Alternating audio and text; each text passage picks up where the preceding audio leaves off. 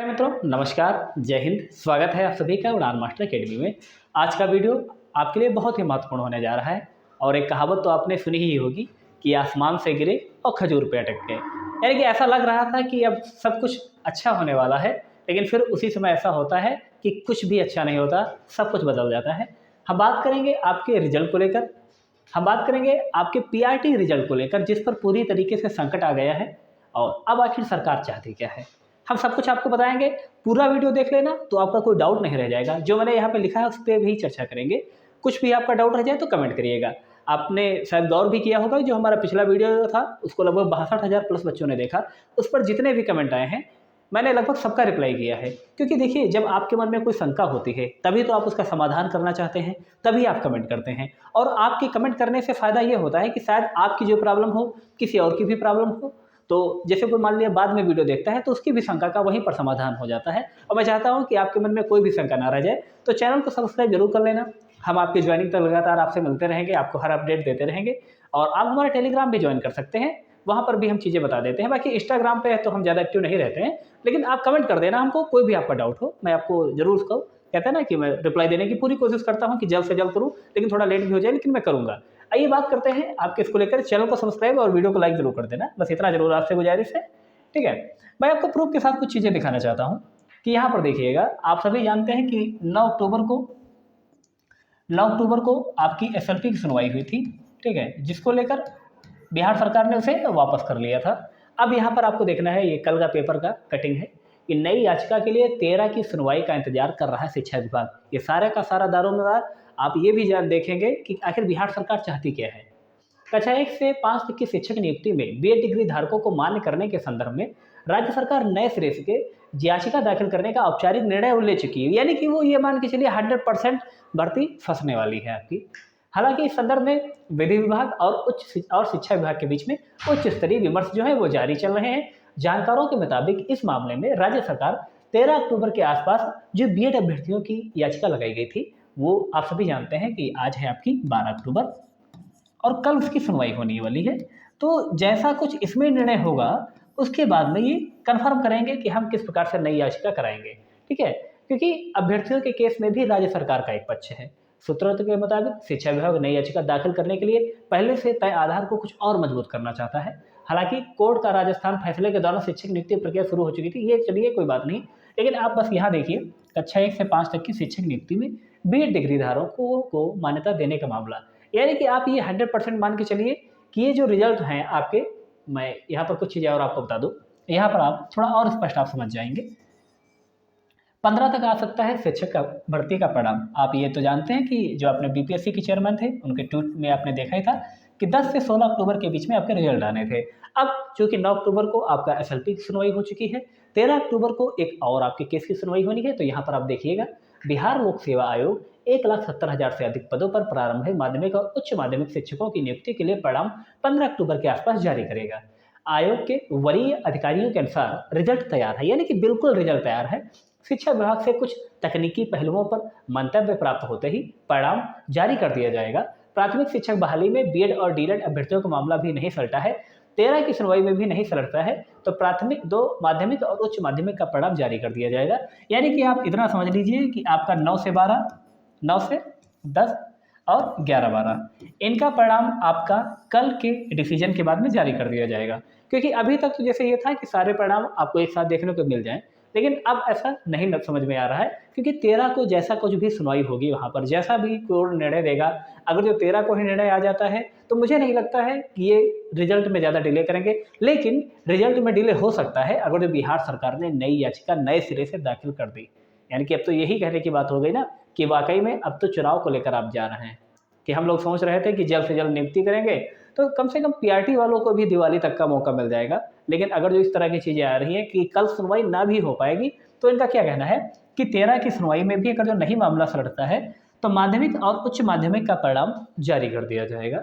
और पीआरटी का तो आप समझ सकते हैं कि जब उसका जारी कर दिया जाएगा, और जो आप सोच रहे थे कि जैसे मतलब प्रूफ क्या है कि इसका रिजल्ट आ जाएगा, तो यहाँ पर आप देख सकते हैं ये कार्यालय जिला शिक्षा पदाधिकारी बक्सर के द्वारा है कि बिहार लोक सेवा आयोग द्वारा जो भी कराया गया था, तो डाटा ऑपरेटर लैपटॉप ये सबका जो होता है ना कि पहले एक प्रूफ दिया जाता है, तो राजपुर, सिमरी, चक्की, डुमराव, चौसा, नावानगर में प्रविष्टि का 11 तारीख था, और बक्सर, ब्रह्मपुर, केसर, चौवई और इटाड़ी में जो था 12 तारीख था। यानी कि आज ये भी आपका कंप्लीट हो गया है। ये जितने भी आपके डाटा ऑपरेटर हैं ये सब वहाँ पर पहुँच चुके हैं, सब कुछ हो चुका है। यानी कि बस कल की सुनवाई का इंतज़ार है। और यहाँ पर जो मैंने आपको बताया है कि कल की सुनवाई के आधार पर ही, क्योंकि उसमें राज्य सरकार का भी एक पक्ष है, तो अभी तक तो उन्होंने नई याचिका नहीं डाली है, लेकिन जैसा भी कल निर्णय होता है या कल निर्णय नहीं हो पाता है, तब भी ये क्या करेंगे, सबसे पहले आपका 9-10, आपका सबसे पहले ये मान के चलिए 11-12 का पहले परिणाम आएगा, उसके बाद में 9-10 का ये परिणाम दे देंगे। अब एक ये चीज़ जो मैंने शुरुआत में ही बोली थी कि ज्वाइनिंग के मामले में, मैंने पिछले भी वीडियो में आपको बताया था कि पीआरटी का रिजल्ट तो ये डिले कर देंगे, क्योंकि 80,000 जनसंख्या है, और 80,000 में भी आप ये भी जानते हैं लगभग 3,80,000 आपके बीएड वाले अभ्यर्थी थे, और इतने ही समथिंग इसमें थे, ठीक है, 3,80,000 इसमें भी बच्चे थे, लगभग 7.5 लाख बच्चे। भाई इनको फांस के रखेंगे भाई साहब, क्योंकि क्यों, चुनाव भी तो लड़ना है। अब तो यही मंशा साफ जाहिर होती है कि अगर जो कल के निर्णय के बाद में बिहार सरकार एक नई याचिका दायर कर रही है, तो आप मान के चलिए कि ये केवल और केवल चुनावी फंडा चल रहा है, चुनावी प्रोपेगेंडा चल रहा है कि अब ये भर्ती बिल्कुल भी चुनाव के सहारे जाने वाली है, कि इसको डिले करने का ही पूरा प्लान है। तो अब जैसा भी कुछ होगा वो आपको कल बता दिया जाएगा, ठीक है, कि क्या निर्णय आता है, क्या बिहार सरकार चाहती है। तो चैनल को सब्सक्राइब जरूर कर लेना मित्रों, दोस्तों में हो सके तो शेयर कर देना, भले शेयर मत करना लेकिन एक लाइक जरूर कर देना। अब जैसे एक और चीज़ है कि जैसे मैंने आपको बताया कि 9 से 10 और 11-12, पिछली वीडियो में मैंने आपको बताया था जो डीवी कार्यक्रम आपका जारी हुआ है, तो जिस दिन आपका जैसे वाला डीवी कार्यक्रम है, बायोमेट्रिक से आपकी पहचान की जाएगी, उसी दिन आपका ज्वाइनिंग लेटर भी मिल जाएगा। जी हाँ, इसमें कोई आपको बेवकूफ़ बनाने वाली बात नहीं है। और ज्वाइनिंग लेटर क्यों मिल जाएगा वो भी मैं आपको बता रहा हूँ। ज्वाइनिंग लेटर मिलने का कारण ये है क्योंकि आप में इतनी संख्या ही नहीं है, जितने आपके पद हैं उससे तो कम तो आपके फार्म भरे गए थे। अपने 11-12 में देखा ही था।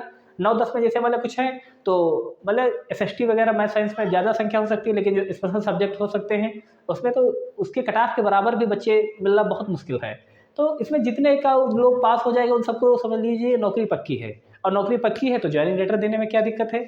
अब सबसे ज़रूरी बात यह है, जैसे वाले कुछ बच्चे कह रहे थे कि इनका जो है जिला मुख्यालय कौन सा रहेगा, तो जो भी आपका होम डिस्ट्रिक्ट रहेगा, जो भी आपका होम डिस्ट्रिक्ट है वहीं पर आपका ये हो जाएगा। और मान लिया कि आप अदर स्टेट के हैं तो आपको जाना पड़ेगा कहाँ, पटना मुख्यालय में। ये भी बड़ा सवाल आ रहा था, तो मैंने बताया कि पूरा वीडियो आप देख लेना, तो मैंने आपको पूरी बात बता दी है कि लेकिन पीआरटी का भविष्य वाकई में अब बिहार सरकार पे है, और कुछ नहीं कर सकता। क्योंकि अगर जो मतलब कल का निर्णय आ जाता है उसके बाद में बिहार सरकार नई याचिका नहीं दायर करती है, तब तो उनको रिजल्ट दे देना चाहिए। आपको 16 अक्टूबर तक आपको रिजल्ट देखने को मिल जाएगा। और चूंकि इन्होंने एक आपको डीवी कार्यक्रम में भी नोट कर दिया है कि 20 अक्टूबर को आपका पीआरटी का डीवी होगा, आपने वो नोटिस देखा ही होगा। 20 अक्टूबर को क्या होगा, पीआरटी का होगा, और 21 अक्टूबर को पीआरटी का डीवी होगा, ये इन्होंने बता दिया है, ठीक है।